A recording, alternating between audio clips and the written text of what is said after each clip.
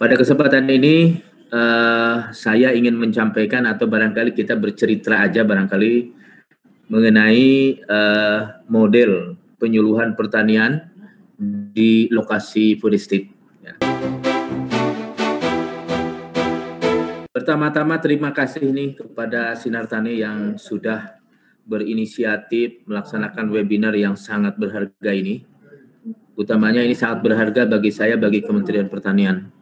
Bapak sekalian, sejak tahun 2020 kemarin, Kementerian Pertanian menggarap ya 3 food estate di 3 provinsi. Yang pertama di Kalimantan Tengah, kemudian yang kedua di Sumatera Utara, dan kemudian yang ketiga di Nusa Tenggara Timur. Nah, kebetulan sejak kemarin ya saya posisi ada di Nusa Tenggara Timur ya. Di dalam rangka pengembangan food estate ini. Ya. Baik Bu sekalian, jadi pada kesempatan ini saya akan menyampaikan atau ingin mendiskusikan ya terkait dengan model penyuluhan pertanian di lokasi food estate. Ini adalah daftar isi ya yang ingin kita bahas ya. Bu sekalian, yang akan kita bangun di food estate ini adalah food estate berbasis petani. Mohon maaf ya. Jadi yang akan kita bangun di food estate ini adalah food estate berbasis korporasi petani. Tentu kita harus garap mulai dari kelembagaannya. Petani, kemudian Poktan, Gapoktan, sampai Gapoktan bersama, kemudian kelembagaan ekonomi petani. Karena food estate ini intinya tidak hanya menggarap di on farm, tidak hanya menghasilkan panen langsung jual, tetapi di sini juga ada pertanian dari hulu sampai hilir, ya, ada pertanian komprehensif, ya, jadi mulai dari bagaimana caranya mendapatkan kur, kemudian masuk di on farm pengolahan tanah sampai dengan panen, ya. Kemudian ada olahan, kemudian juga sampai ada packaging, distribusi dan pemasaran, ya. Nah ini tentu saja disupport ya utamanya nanti di hilirnya oleh BUMN, ya, perbankan, ya, kemudian juga asuransi swasta, kemudian juga para optaker dan sebagainya swasta. Tujuan dari pembangunan korporasi ini yang pertama adalah kita membentuk organisasi petani berbasis manajemen agribisnis. Kemudian juga meningkatkan skala usaha tani, ya, mendorong para petani untuk berkelompok besar dalam satu manajemen. Ya, kemudian juga mendorong ya terbentuknya nilai tambah kepada petani. Kemudian juga agar petani itu mudah mendapatkan akses permodalan dan tentunya juga untuk meningkatkan bargaining position dari petani. Ya. Terus, Bapak sekalian, ini adalah transformasi kelembagaan petani yang sekarang sedang kita garap. Ya. Dari kelembagaan petani yang ada, kita transformasi menjadi korporasi petani. Mulai dari Poktan menjadi Gapoktan, nah, kemudian ditransformasikan menjadi Gapoktan bersama. Nah, sebetulnya Gapoktan bersama ini istilah kita. Intinya sebetulnya itu kelembagaan ekonomi petani atau kelompok ekonomi petani sebetulnya. Tapi nampaknya saat ini kita lebih memilih istilah Gapoktan bersama, ya. Kemudian sampai dengan korporasi petani.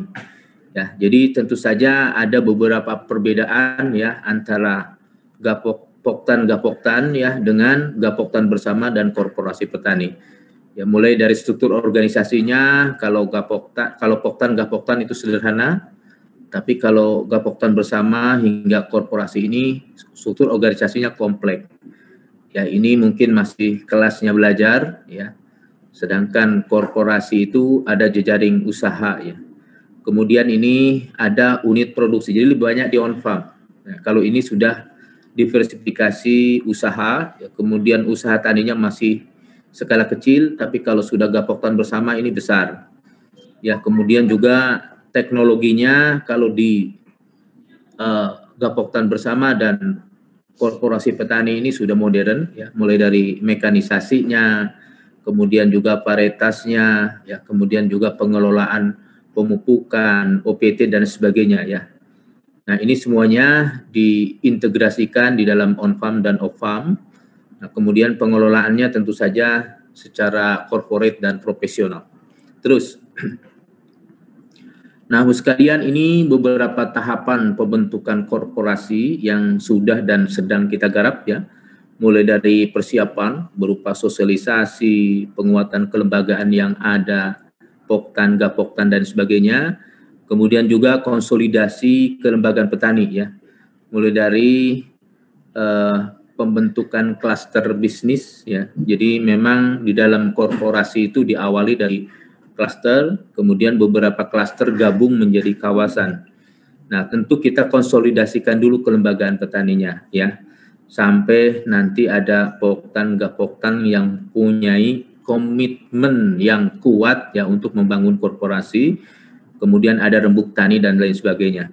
Nah, setelah terbentuk Gapoktan, sudah dikonsolidasikan, kemudian pembentukan Gapoktan bersama. Jadi Gapoktan bersama ini sebetulnya gabungan beberapa Gapoktan, ya. Nah, kemudian di sini sudah mulai mengarah ke bisnis, ya.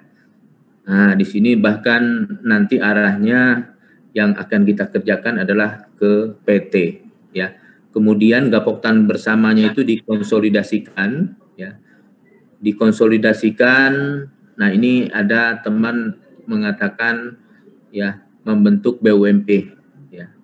Nah, tapi nampaknya istilahnya tetap Gapoktan bersama, ya, tidak BUMP. Tetapi isinya, ya, kemudian juga aktivitasnya sebetulnya BUMP. Nah, setelah itu baru, ya, dari satu Gapoktan bersama digabungkan dengan Gapoktan bersama lain, kita membentuk korporasi. Nah, atau Gapoktan bersama, ya, kita gandeng dalam hal ini BUMN, ya, mungkin RNI, membentuk korporasi. Nah, setelah itu baru penguatan korporasi, ya, mulai dari bagaimana kita mengimplementasikan rencana bisnis, ya, kemudian juga peningkatan kapasitas diversifikasi usaha, penguatan manajemen korporasi petani, kemudian perluasan sumber pembiayaan, networking, promosi, dan perlindungan usaha, dan lain-lain. Ya, terus, Bos sekalian, ini sebetulnya model korporasi petani yang dibangun di food estate. Jadi di dalam korporasi ini sebetulnya berawal dari klaster. Nah, beberapa klaster kemudian membentuk kawasan. Nah, aktivitas di dalam klaster ini masih ulu, ya. Nah, kalaupun di situ ada olahannya itu relatif sederhana, ya, mungkin masih RMU-nya hanya gabah pecah kulit begitu, ya, atau yang kapasitasnya relatif rendah. Namun demikian, kalau sudah menjadi korporasi, itu di dalam manajemennya ini lebih banyak hilir, yaitu olahan, ya, pemasaran, berarti komunikasi dengan para stakeholder, dengan off-taker, dengan foundation, para penyandang dana dan sebagainya. Nah, ini sudah dalam bentuk PT. Ya, jadi dalam korporasi yang kita bangun itu nanti badan hukumnya adalah PT. Nah, kalau di dalam klaster itu masih mengarah ke budidaya, tetapi kalau di PT ini, ya, di dalam PT korporasi ini arahnya sudah ke olahan atau nilai tambah dan daya saing. Nah, tentu kita harus membangun, ya, mitra bisnis strategis, ya. Kemudian juga kita harus membangun professional factory, dan semuanya ini berbasis bisnis, ya. Tentu ujung-ujungnya adalah untuk kesejahteraan petani. Bapak sekalian, ini adalah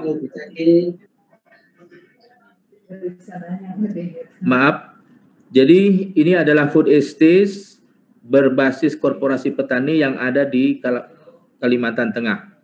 Nah, di Kalimantan Tengah ini ada 3 kawasan yang sedang dibangun. Pertama di kawasan Pulang Pisau, ya. ini totalnya kurang lebih ada 10.000 hektar padi, komoditasnya memang padi. Kemudian di Kapuas ini ada 2 kawasan, ya, ada Kapuas 1 dan ada Kapuas 2, masing-masing kurang lebih juga 10.000 hektar. Ya. Selanjutnya ini struktur organisasi Gapoktan bersama di Kodestit Kalimantan Tengah. Ya, dimulai dari paling atas adalah Dewan Pengawas, ya, kemudian ada ketua, dibantu sepenuhnya oleh bendahara, sekretaris, dan para ketua unit usaha. Nah, ini unit usaha ini sebetulnya tergantung potensi, tergantung komoditas, ya, tergantung kebutuhan di lokasi food estate. Nah, untuk Kalimantan Tengah karena komoditas utamanya adalah padi, nah oleh karena itu tentu ya jenis usaha itu terkait dengan padi, ya. Misalnya ada jasa alsintan, ada jasa saprotan, ya, kemudian juga ada pengolahan dan pemasaran dan lain-lain. Nah, ini nama Gapoktan bersama yang di Kalimantan Tengah ini ada 8 sebetulnya Gapoktan bersamanya, tetap 3. Sekalian ini di Humbang Sundutan, Sumatera Utara. Ya, jadi ini sebetulnya tahun lalu ya ini 215 hektar. Tapi tahun ini kita sudah garap 1.000 hektar sebetulnya. Ya, jadi yang 785 hektar memang baru awal-awal tahun. Untuk lokasinya adalah demikian di peta yang di sebelah kiri. Ya, terus, nah sekalian ini struktur organisasi kelompok usaha bersama. Nah, di Sumatera Utara ini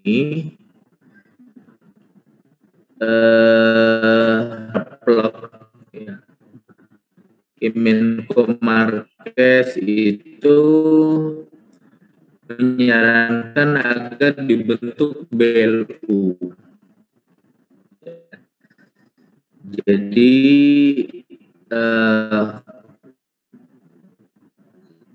interpretasi mereka itu korporasi itu ya BLU. Dari Pak Bupati, ya, struktur organisasinya sebetulnya mirip-mirip saja. Hanya kalau yang di Kalimantan Tengah itu berbasis pemberdayaan petani. Jadi anggota-anggotanya itu kebanyakan memang ya tapi struktur organisasinya kurang lebih mirip. Hanya mungkin personalnya ya lebih banyak memang pegawai pemerintah kabupaten. Terus organisasinya kurang lebih demikian. Ya, saya kira mirip-mirip saja. Terus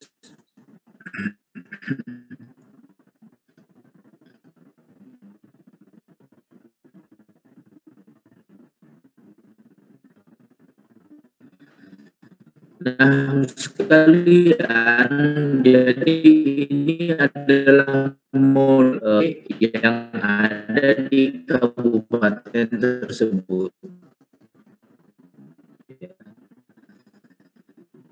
Jadi ini putus-putus ini baik.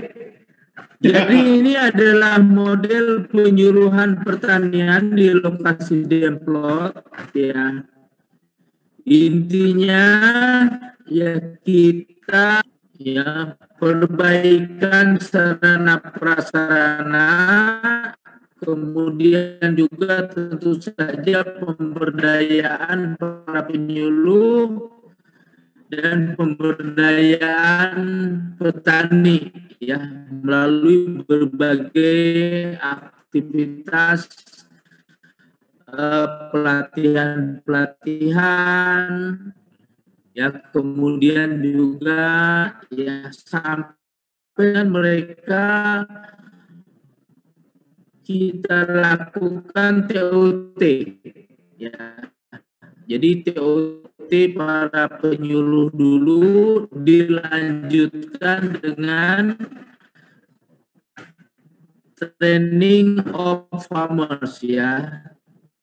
Pelatihan kepada para petani dilanjutkan develop ya. Itu kalau di Kalteng itu sekitar 1.000 hektar. Ya, kemudian kalau di Humbas karena lokasinya itu maaf karena paret komoditasnya itu kentang ya, kemudian juga bawang dilengkapi dengan demplot. Nah, selanjutnya ya, kita bangun juga yang namanya pendampingan khusus. Jadi kalau istilah Pak Menteri ya, tim pendamping khusus ini disebutnya Kopas ya, memiliki kemampuan yang lebih dari dibandingkan dengan para penyuluh yang ada di lokasi. Kemudian juga tentu saja tugas-tugasnya juga lebih daripada penyuluh yang ada di lokasi, utamanya memang tim khusus ini akan dengan lokasi. Misalnya di Humang Hasundutan kita kerjasama juga dengan Universitas Sumatera Utara dan universitas yang ada di universitas swasta yang ada di lokasi tersebut. Demikian pula di Kalteng ya, kita kerjasama dengan SDM karena Demplot ini merupakan bagian dari program penyuluhan kita. Ya, ini mulai dari perencanaan, ya, kemudian juga penyiapan lahan, penanaman, kemudian demplot dan mutakhir, inovasi teknologi atau paket teknologi yang betul-betul bisa mendongkrak produktivitas. Intinya kalau di Kalteng inovasi dibangun varietas Impara Indi Padirawa, ya, varietas padi yang relatif toleran dan produksinya bagus di lahan rawa. Ya, kemudian teknologi yang ketiga tentu saja ini pemupukan, perawatan, pengendalian OPT, bahkan sampai dengan panen. Intinya di sini kita introduksi alat-alat mesin pertanian, ya, mulai dari olah tanah ya sampai dengan nanti Kabupaten Sumba Tengah Jadi di sana juga kita bangun demplot sebagai tempat pembelajaran para petani, tempat pembelajaran para penyuluh, tempat pembelajaran kita semua. Ya, bagaimana caranya berbudidaya yang baik, Kostrada dan Kostrawil. Nah, tentu saja ini berdasarkan SK Menteri Pertanian sudah ada tupoksi dari Kostrawil, Kostrada maupun Kostratani. Itu yang terus kita berdayakan, ya, mulai dari mengidentifikasi oleh Kostratani, kemudian sampai memvalidasi, tentu saja dikirimkan langsung ke AOR atau ke AWR Kementerian Pertanian. Terus, nah, sedangkan Kostratani tentu saja Tani ya sampai dengan nanti pelaporan ya melalui AWR. Terus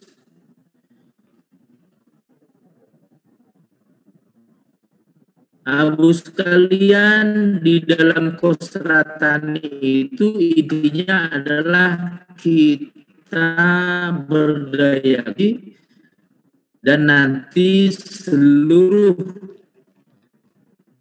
ya program Kementerian Pertanian berdasarkan data dan informasi yang dikirim dari BPP atau dari Kostratani. Kemudian Kostratani juga sebagai pusat pembelajaran, mungkin ini pekerjaan tambahan atau pekerjaan ekstra dari para penyuluh ya, agar program pertanian baik yang berasal dari Kementerian Pertanian